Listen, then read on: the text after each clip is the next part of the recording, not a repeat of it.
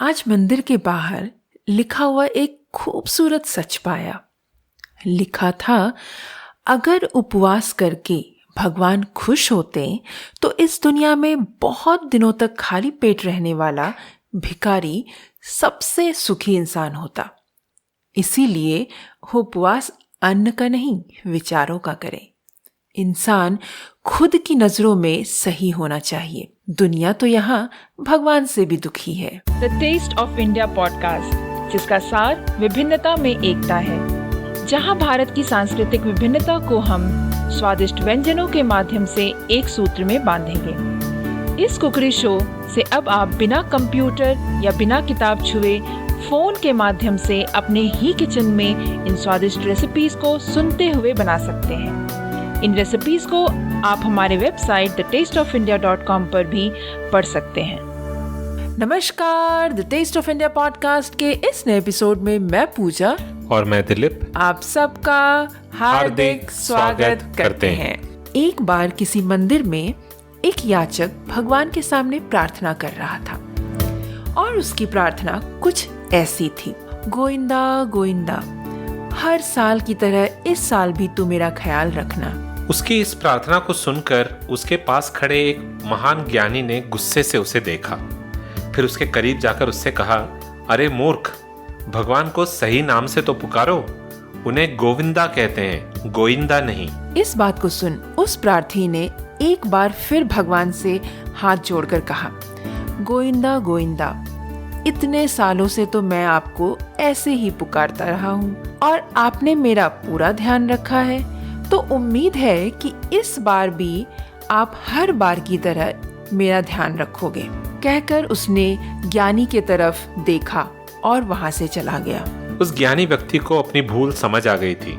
उन्होंने सोचा, जब भगवान को आपत्ति नहीं है तो और किसी को क्यों होनी चाहिए।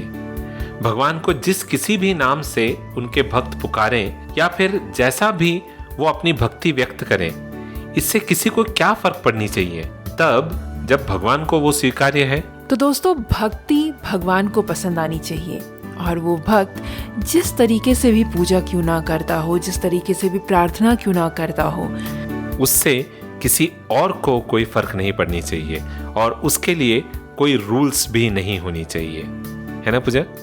बिल्कुल सही। तो इसी बात पर बढ़ चलते हैं हम अपनी अगले पड़ाव पर। बढ़ चलते हैं क्योंकि भूखे पेट भजन ना होवे। बिल्कुल सही कहा। तो देखते हैं फिर आज हम क्या बना रहे हैं। मतलब आज हम बनाने जा रहे हैं एक चटनी। तो दोस्तों, ये चटनी से पेट तो नहीं भरेगा, मुझे पता है, बट ये चटनी जो है हम आपको आज इसलिए बता रहे हैं क्योंकि आई एम श्योर कि आप भी मेरी तरह, इनफैक्ट हमारी तरह चाट बहुत ही पसंद करते होंगे। और चाट बनाने के लिए 2-3 चीज़ें ऐसी होती है जो बहुत ही कॉमन होती है। तो अगर आप बाहर का चाट ज़्यादा पसंद नहीं करते हैं और आप चाहते हैं कि घर में ही आप अच्छे से चाट बनाएं और ढेर सारे चाट खाएं, तो उसके लिए 3 चीज़ों की ज़रूरत होगी और वो 3 चीज़ें हैं चटनी। जी हाँ दोस्तों, तो आज मैं जो आपको बताने जा रही हूँ वो है इमली की चटनी और अगले ही पॉडकास्ट में हम आपको फिर से एक दूसरी चटनी के बारे में बताएंगे। तो इस तरीके से हम क्या करेंगे कि आपको चटनी कैसे बनाते हैं, कौन सी चटनी चाट में यूज़ की जाती है, वो हम बताने वाले हैं। और उसके बाद हम आपके सामने लेकर आएंगे बहुत सारी चाट की रेसिपीज। तो स्टे ट्यून्ड, सुनते रहिए the taste of India podcast को। Right Dilip? That's right. But before we get on to today's recipe, a quick message from our sponsors. The fantastic history of food is a wild and adventurous journey through history, telling all the stories you never learned in school. It doesn't simply tell you food origin stories, but rather it dives into those truly bizarre moments in history where food was at the forefront. The show covers stories like the time a Swedish king tried to kill his prisoners by forcing them to drink coffee, or when people believed that eating tomatoes could turn you into either a witch or a werewolf. It's a fun storytelling podcast all rolled into 15 to 20 minutes episodes, the perfect length to listen to on your commute to work. So join Nick Charleke as he explores cheese riots, exploring chocolate bars, and how not one or even two, but 3 different men have, at one time or another, pushed a peanut up a mountain using nothing but their noses. Listen to the show on your favorite podcasting platforms. And now let us look at today's recipe and the ingredients for the recipe. तो आज की इस recipe को बनाने के लिए हमें चाहिए होंगे इमली आधा कप, पानी 2 कप, 1/4 कप जो है गुड़, आप यहाँ पर ऑर्गेनिक जैगरी का ही इस्तेमाल करें, 3 टेबलस्पून शुगर, ½ टीस्पून लाल मिर्ची पाउडर, 1/4 टीस्पून अदरक का पाउडर, 1/4 टीस्पून जीरा पाउडर, नमक स्वादानुसार। यहाँ पर मैंने यूज़ किया है ब्लैक सॉल्ट का, आप अपने स्वाद अनुसार इसमें डाल सकते हैं, बट मैंने यहाँ पर तकरीबन 1.5 टीस्पून डाला है, तो ये बिल्कुल करेक्ट रेशियो है। बट आपको अगर लगता है कि इसमें थोड़ा और डलेगा तो आप डाल सकते हो। So the ingredients for today's recipe are ½ cup tamarind, 2 cup water, 1/4 cup jaggery. We've used organic jaggery for this recipe.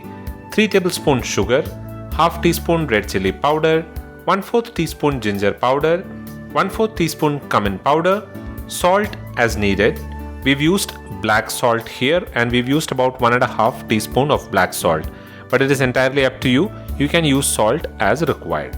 तो आइए देखते हैं कि इस रेसिपी को बनाते कैसे हैं। इस रेसिपी को बनाने के लिए हमें एक सॉस पैन लेना है जिसमें कि हम डालेंगे 1.5 कप पानी, यानी कि 1.5 कप पानी डालेंगे और साथ ही साथ हम उसमें डालेंगे इमली और उसके बाद एक उबाल होने तक इसको हम कुक करेंगे और उसके बाद गैस बंद कर दें और इस मिक्सचर को बिल्कुल ठंडा होने दें।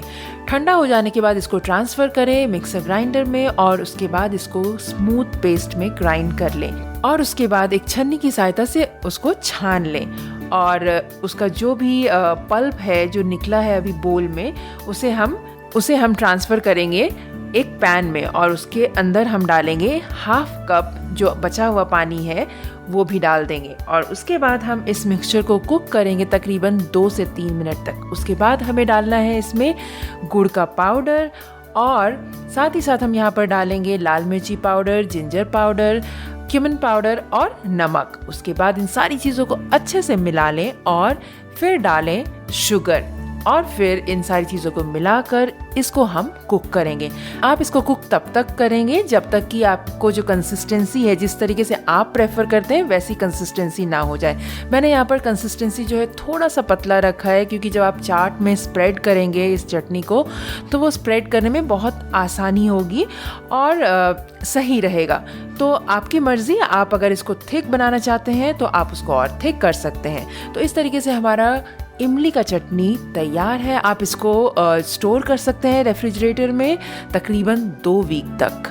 So the method of preparation for tamarind chutney: in a saucepan add 1.5 cup of water and the tamarind and bring it to a boil. Once it comes to a boil, switch off the flame and let it cool down completely.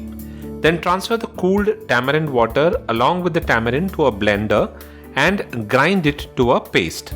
Then use a strainer and remove all the discards. Then transfer the tamarind water to a pan and to this add the remaining ½ cup of water. Then mix everything well and cook for about 2 minutes. Now to this add the jaggery. We've used organic jaggery powder here. Now add the red chili powder, the ginger powder, cumin powder and the salt and combine everything. Then add sugar to it. Mix well and then cook till the consistency is slightly thick or as you prefer. We've kept it a slightly thinner consistency here, but it is entirely up to you what kind of consistency you would want to keep. Now switch off the flame and let the chutney cool. Your tamarind chutney is ready to be served. It stays good in the refrigerator for about 2 weeks if it is stored properly. तो दोस्तों है ना बड़ी ही आसान सी recipe, तो आप भी इस रेसिपी को ज़रूर ट्राई करें और जैसा कि मैंने कहा हमारे अगले पॉडकास्ट को सुनना ना भूलें क्योंकि हम एक और चटनी रेसिपी के साथ आ रहे हैं। दिवाली आ रही है तो चाट तो बनता ही है और चाट बनाने के लिए इन चटनी को तो बनाना ही पड़ेगा, तो जरूर सुनिए हमारे आने वाले पॉडकास्ट को। And don't forget to visit thetasteofindia.com for the printable recipe card, the show notes and the step-by-step instructions on how to make this recipe. And if you have any questions or comments, you can always post your comments in there and we will respond to it there. The Taste of India podcast is available on pretty much all podcasting platforms, including Spotify, Apple Podcasts, Google Podcasts, Stitcher, Carvaan 2.0, Amazon Prime Music, JioSaavn, Gaana, and the OTT platform Epic On as well. So pick your favorite platform and give it a listen in there. That is all that we have for this episode. We'll be back again the next week with another tasty recipe and an interesting story. Until then, keep listening to the Tastes of India podcast.